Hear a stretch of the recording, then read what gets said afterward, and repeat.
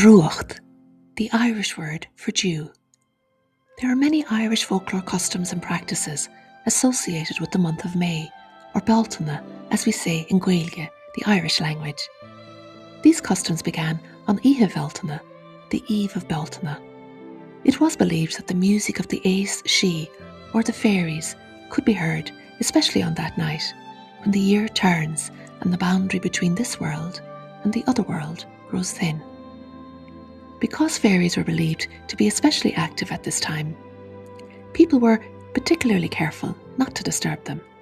Livestock were especially vulnerable, so charms and prayers were used to guard cows and butter. The water, Uisce, drawn from the well on May Eve or at dawn on the 1st of May, was considered blessed or powerful.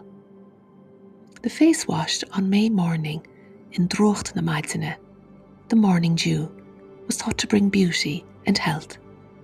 These customs were once observed by our ancestors, and a few have carried through into modern times.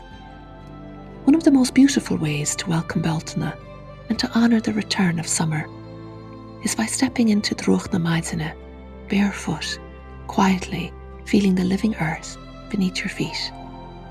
To take a moment at the seasons turning with conscious intention and give thanks for the abundance and the beauty of it all.